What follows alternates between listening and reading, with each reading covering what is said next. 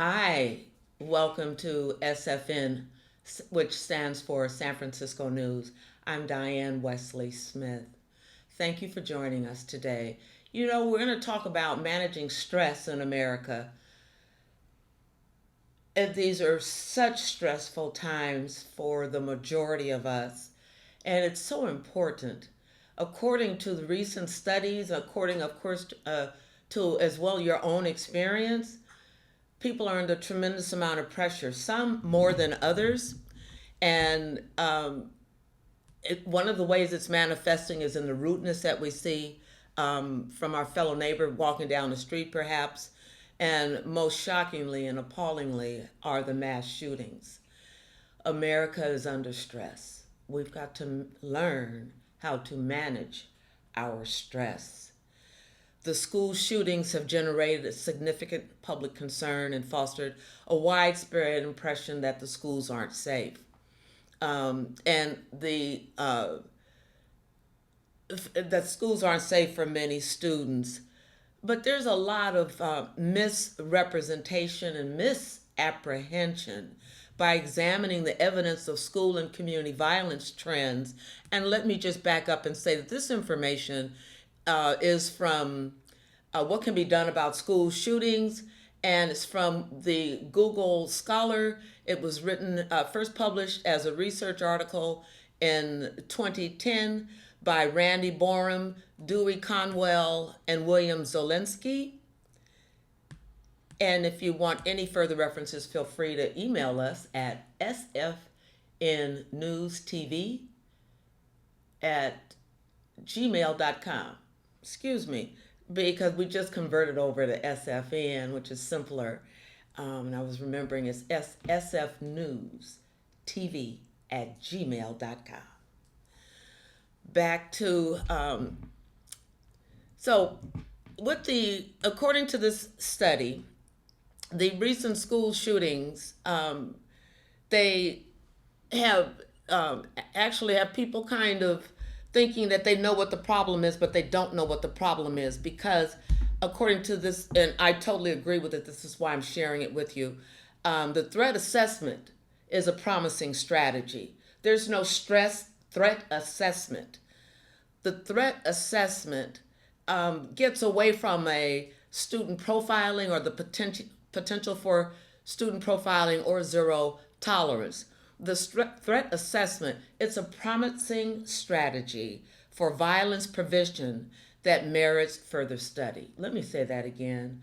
Threat assessment is a promising strategy for violence prevention, and it merits further study. The article concluded that the overview of the need for schools to develop a crisis response plan to prepare and mitigate such rare events is overdue, long overdue. And according to recent studies, most schools are not prepared for mass shootings on their campus. This is another piece of information I want to share with you. There's a path to intended violence, and this was first published January 18th. It's a research article, and the reference is Google Scholar, and it's Ali Fashini. It's a conceptual analysis of individuals with an autism spectrum disorder engaging in mass violence. It's from the Journal of Forensic and Crime Studies. The abstract stated that the shooting, in 2018, a mass shooting at majority Stoneham Douglas High School in Florida ignited a discourse or a large conversation about safety and prevention. And following such tragedies, using a case study approach, they analyzed the events and they identified many missed opportunities for prevention and intervention, for de-escalation, and ultimately avoiding these situations of mass shootings. So to sum it up, the path to intended violence is a model that's employed to highlight the perpetrator's escalating behaviors from grievance through the attack itself. The lessons learned are utilized to offer recommendations for schools and communities to prevent similar mass violence. America is under stress. We have to learn how to manage stress. So what can we do about it? What can you and I do to help ourselves and help others? And what can we do to help our children? What can we do to help our children feel safe? To feel safe in society, their childhood's being ripped from them. And none of us need a study to tell us that.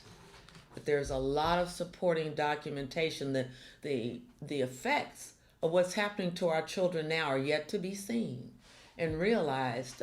It will as they grow, it will become more apparent, the good and the bad.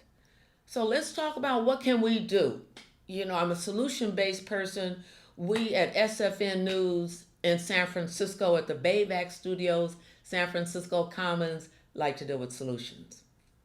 What can we do? Okay, how can we help children after a traumatic event?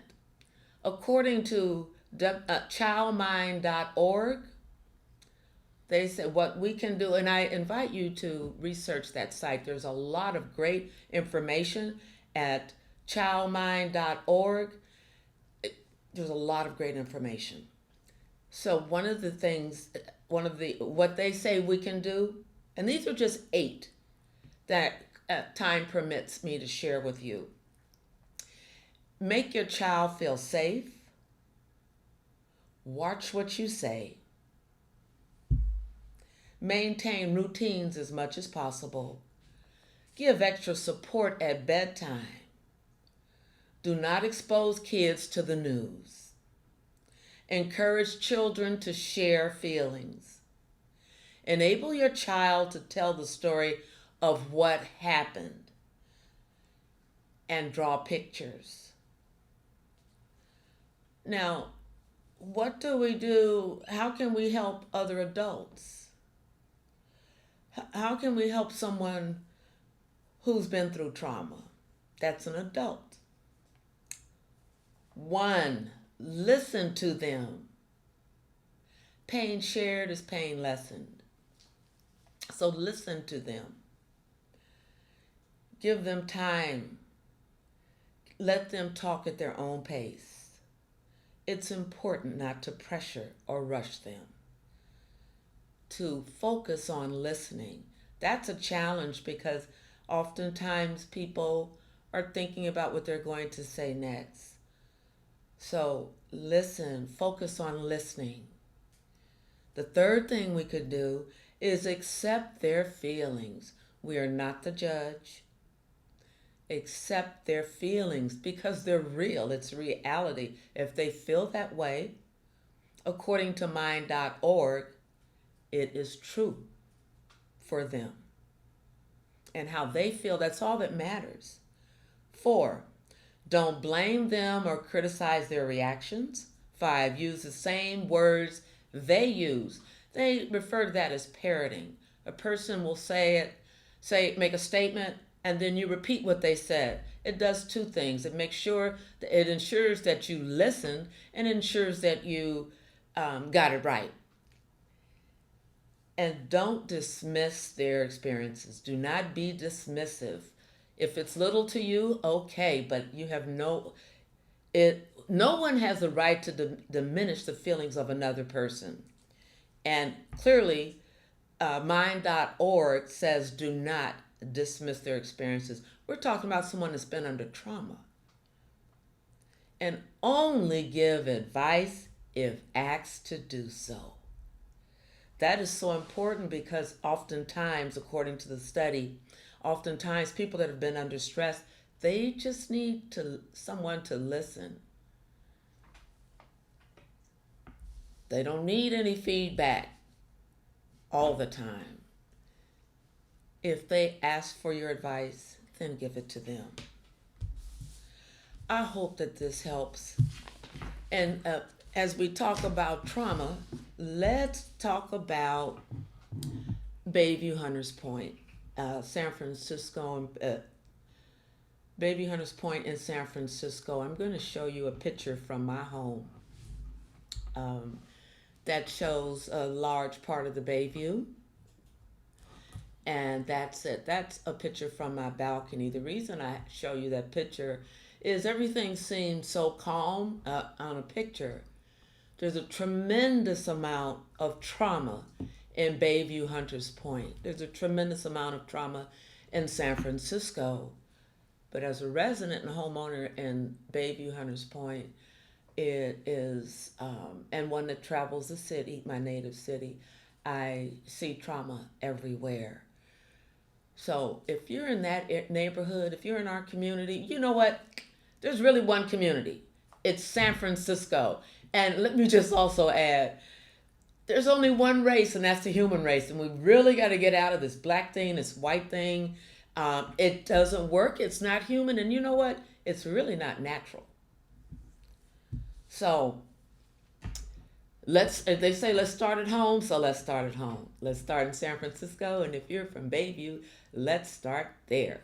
If you're in the Richmond, let's start there. If you're wherever you are, you can make a difference.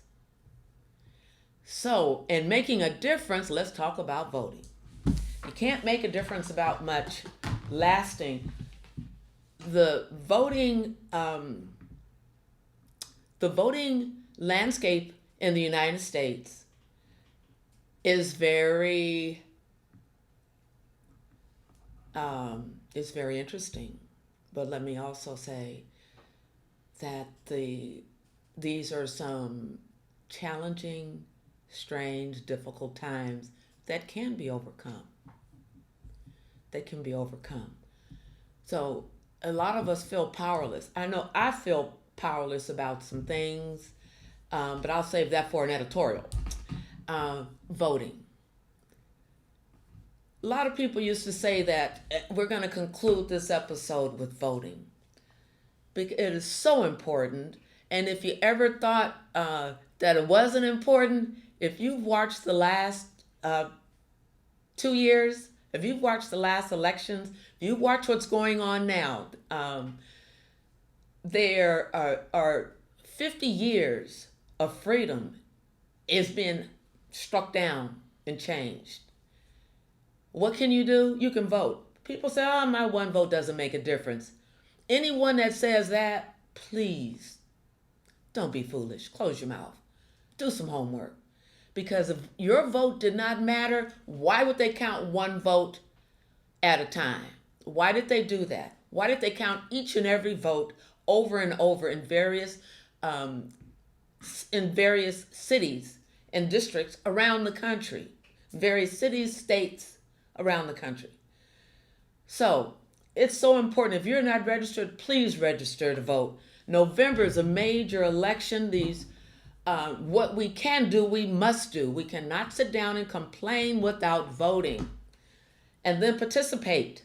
We have to change from within. Some things can be changed from without, or from the outside, but when it comes to voting, if you see what's going on, it's the system. We're part of the system. Join the system. Since we're part of it, let's participate. Exercise your rights to vote. Democracy is on the line here. You understand? Democracy is on the line. The freedoms that we enjoy, my ability to sit here in public television.